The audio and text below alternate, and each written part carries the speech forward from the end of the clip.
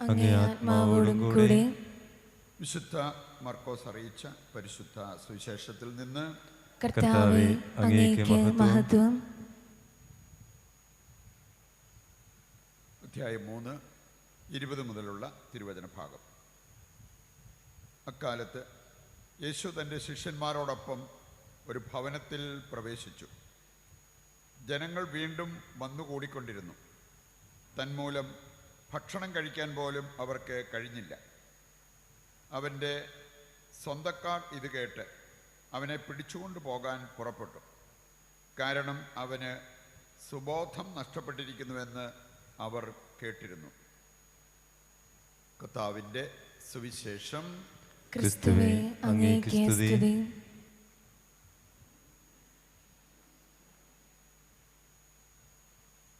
ഈശോയിൽ പ്രിയപ്പെട്ടവരെ, വിശുദ്ധ സെബസ്ത്യാനോസിൻ്റെ മരണ ദിവസമാണ് നമുക്കറിയാം. സൈനിക ഉദ്യോഗസ്ഥനായിരുന്ന അദ്ദേഹം സ്വന്തം ഇഷ്ടങ്ങൾ, സൗകര്യങ്ങൾ ഇതെല്ലാം മറന്ന് വിശ്വാസം പ്രചരിപ്പിക്കുന്നതിൻ്റെ ഭാഗമായിട്ട് റോമിലേക്ക് സ്ഥലം മാറ്റം ആവശ്യപ്പെട്ട് അങ്ങനെ അവിടെ ജയിലിൽ അടയ്ക്കപ്പെട്ടവരെ പ്രത്യേകമായിട്ട് അവരുടെ വിശ്വാസം കളയാതെ സംരക്ഷിക്കുക. അതുകൊണ്ട് തന്നെ അങ്ങനെ ജയിലിൽ വന്നിരുന്ന, വിശ്വാസത്തെ പ്രതി ജയിലിൽ അടയ്ക്കപ്പെട്ടിരുന്ന പലരെയും അദ്ദേഹത്തിന് സഹായിക്കാൻ പറ്റി, പലരെയും സ്നാനപ്പെടുത്താൻ പറ്റി.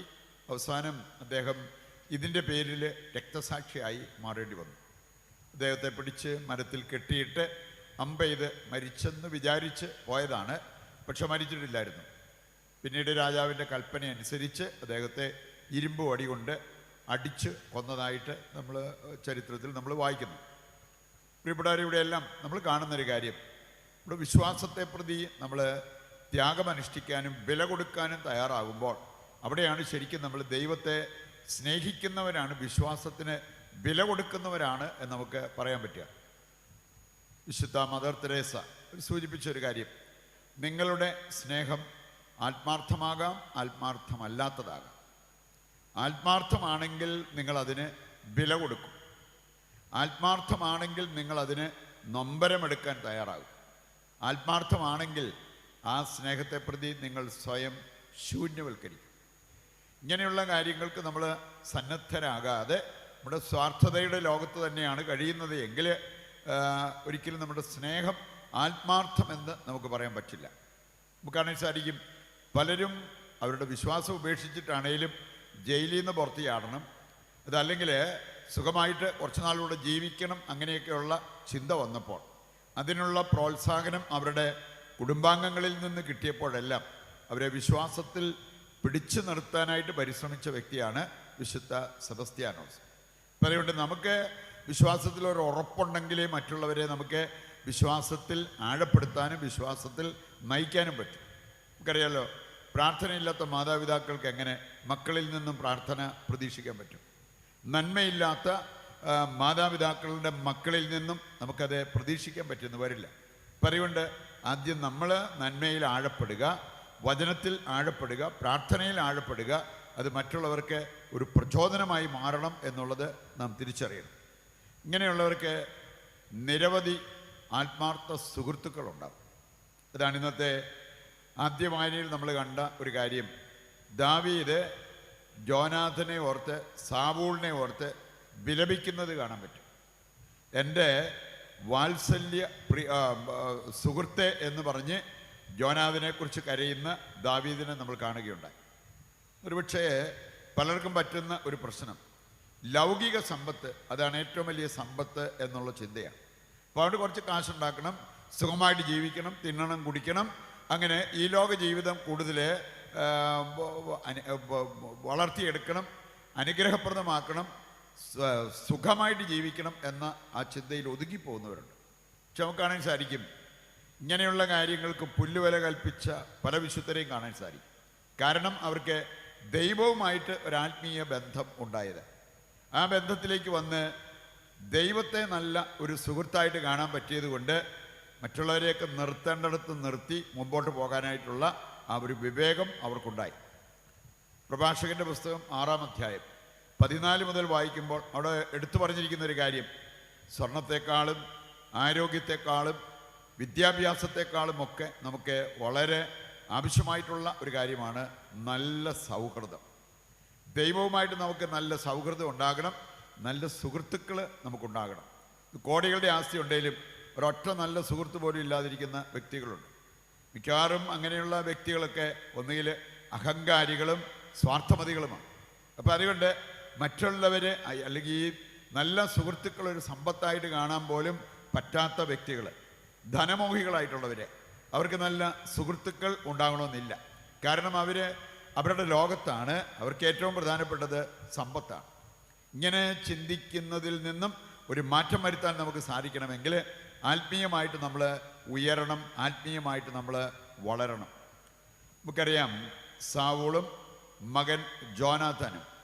ഇനി അവരെക്കുറിച്ച് വലിയ കാര്യങ്ങൾ പറഞ്ഞിരിക്കുന്നത് അവരെത്ര ശക്തന്മാരായിരുന്നു, എത്ര കഴിവുള്ളവരായിരുന്നു, അറിവുള്ളവരായിരുന്നു, ഇങ്ങനെയുള്ള കാര്യങ്ങളെല്ലാം പറഞ്ഞിട്ടുണ്ട്. എന്നിട്ട് എന്തുകൊണ്ട് ഇവർക്കിങ്ങനെ സംഭവിച്ചു? നമ്മൾ കാണുന്നുണ്ട്, സൗൾ മാത്രമല്ല, സൗലിൻ്റെ 3 മക്കളും അവരുടെ ശിരസ് ഛേദിക്കപ്പെട്ടവരാണ്. എന്ന് പറഞ്ഞാൽ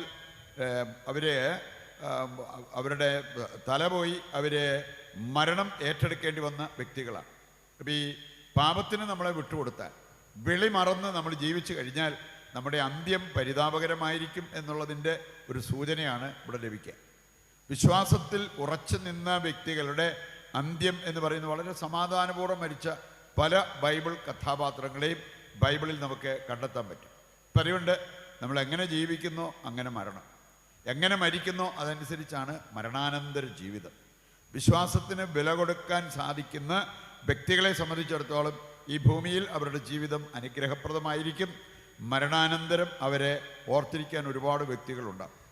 മരണദിവസമാണെന്ന് വിശുദ്ധ സെബസ്ത്യാനോസിൻ്റെ. ഇന്ന് ലോകം മുഴുവൻ ഈ വിശുദ്ധനെ പ്രത്യേകം അനുസ്മരിക്കുകയും ഈ വിശുദ്ധൻ്റെ മാധ്യസ്ഥം തേടി പ്രാർത്ഥിക്കുകയും ചെയ്യുന്നു. നമ്മൾ ഇപ്രകാരം ജീവിക്കാൻ തീരുമാനമെടുത്താൽ നമ്മുടെ ജീവിതത്തിൽ ഉണ്ടാകാവുന്ന ഒരു കാര്യത്തെക്കുറിച്ചാണ് ഇന്നത്തെ സുവിശേഷ ഭാഗം നമ്മളെ ഓർമ്മിപ്പിക്കുക. നമ്മളാരും ഇഷ്ടപ്പെടുന്ന കാര്യമല്ല തെറ്റിദ്ധരിക്കപ്പെടുക എന്നുള്ളത്. തെറ്റ് ചെയ്തിട്ട് അതിൻ്റെ പേരിൽ ആരോപണം നടക്കുമ്പോൾ തന്നെ നമുക്കത് സഹിക്കാൻ പറ്റില്ല. അപ്പം ചെയ്യാത്ത തെറ്റിന് ആരോപണം ലഭിച്ചാലോ? നമുക്കറിയാം, യേശുവിന് മാനസിക രോഗമൊന്നുമില്ലായിരുന്നു, യേശുവിന് പിശാചുബാധയൊന്നുമില്ലായിരുന്നു. പക്ഷേ മർക്കോസിൻ്റെ സുവിശേഷം 3-ാം അധ്യായം അതിൻ്റെ 21 മുതൽ വായിച്ചു കഴിഞ്ഞാൽ നമുക്ക് കാണാൻ സാധിക്കും, അവന് മാനസിക രോഗമാണെന്ന് പറഞ്ഞ അവൻ്റെ കുടുംബാംഗങ്ങൾ പോലും മാനസിക രോഗം. അതുകൊണ്ട് അവനെ പിടിച്ചുകൊണ്ട് പോകാൻ വേണ്ടി ഇറങ്ങിത്തിരിക്കുന്ന ഒരു രംഗമാണ് നമ്മളിന്ന് സുവിശേഷ ഭാഗത്ത് വായിച്ചു കേട്ടത്. അതുപോലെ തന്നെ ഫരിസേരും നിയമജ്ഞരും അവർ സൂചിപ്പിച്ചൊരു കാര്യമുണ്ട്. ഇവന് ചെറിയ പിശാചുബാധയൊന്നുമല്ല, പിശാചുക്കളുടെ തലവനായ ബെൽസിബുളാണ് ഇവനെ പിടികൂടിയിരിക്കുന്നത്. ശരിക്കും പറഞ്ഞാൽ യേശു തെറ്റിദ്ധരിക്കപ്പെട്ട ഒരു വ്യക്തിയാണ്. അവനെതിരെ തെറ്റായ ആരോപണങ്ങൾ ഇഷ്ടംപോലെ ഉണ്ടായി. അവിടെയെല്ലാം യേശു സംയമനം പാലിക്കുന്നതാണ് നമ്മൾ കാണുക. നമുക്ക് ചിലപ്പോൾ നമ്മൾ ചെയ്ത തെറ്റാരെങ്കിലും പറഞ്ഞാൽ തന്നെ നമ്മൾ പൊട്ടിത്തെറിക്കും. പിന്നെ ആരും നമ്മളെ കുറ്റപ്പെടുത്തുന്ന നമുക്ക് സഹിക്കാൻ പറ്റാത്ത ആ സാഹചര്യം. പ്രിയപ്പെട്ടവർ, ശരിക്കും ആത്മീയ പക്വത പ്രാപിച്ചവർക്കാണ് ഇങ്ങനെയുള്ള സാഹചര്യങ്ങളെ അതിജീവിച്ച് മുമ്പോട്ട് പോകാനായിട്ട് സാധിക്കുന്നത്. വിശുദ്ധ സെബാസ്റ്റ്യൻ അദ്ദേഹത്തിൻ്റെ ജീവിതത്തിൽ വെളിപ്പെടുത്തിയ ഒരു കാര്യമാണ്. വിശ്വാസത്തിൽ വളർച്ച വന്നു കഴിഞ്ഞാൽ എത്ര പ്രതികൂല സാഹചര്യങ്ങളെയും നമുക്ക് അതിജീവിച്ച് മുമ്പോട്ട് പോകാൻ പറ്റും. അദ്ദേഹത്തെ തീയിൽ ദഹിപ്പിക്കും എന്ന് പറഞ്ഞപ്പോൾ അദ്ദേഹം എടുത്തു പറഞ്ഞ ഒരു കാര്യമാണ്, അതൊക്കെ നമ്മുടെ ഹൃദയത്തിലുള്ള ഒരു കാര്യമാണ്. കർത്താവിനോടുള്ള സ്നേഹത്തെ പ്രതി ഞാൻ തീക്കനലിൻ്റെ മുകളിലൂടെ നടക്കുമ്പോഴും അത് റോസപ്പൂവിൻ്റെ ആ ഒരു മെത്തയുടെ മുകളിൽ കൂടെ നടക്കുന്നത് പോലെ എനിക്ക് അനുഭവപ്പെടും എന്നാണ് പറഞ്ഞത്. എന്ന് പറഞ്ഞാൽ ത്യാഗമെടുക്കാൻ, നൊമ്പരമെടുക്കാൻ, സ്വയം ശൂന്യവൽക്കരിക്കാൻ ദൈവത്തോടുള്ള നമ്മുടെ സ്നേഹം നമ്മെ സഹായിക്കും എന്നുള്ളത് നാം തിരിച്ചറിയേണ്ട കാര്യമാണ്. ഇതിൻ്റെയൊക്കെ പൊട്ടുംപൊടിയൊക്കെ നമ്മുടെ ജീവിതത്തിലേക്ക് വന്നു കഴിഞ്ഞാൽ പോലും നമുക്ക് കുറച്ചുകൂടി നന്നായിട്ട് ജീവിക്കാൻ സാധിക്കും, വിശ്വാസത്തിന് വില കൊടുക്കാൻ സാധിക്കും, പ്രതിസന്ധികളെ മറികടന്ന് വിശ്വാസത്തിൽ മുമ്പോട്ട് പോകാൻ നമുക്ക് സാധിക്കും എന്നുള്ളത് നാം തിരിച്ചറിയണം. ആ വിശ്വാസ വളർച്ചയും കർത്താവിനെ പ്രതിയുള്ള ധീരതയും നമ്മുടെ ജീവിതത്തിലേക്ക് കടന്നു വരുവാൻ ആഗ്രഹിച്ചുകൊണ്ട് അതിനായിട്ട് നമുക്ക് ഇന്നത്തെ ബലിയിൽ ദൈവത്തോട് പ്രത്യേകം പ്രാർത്ഥിക്കുകയും ചെയ്യാം.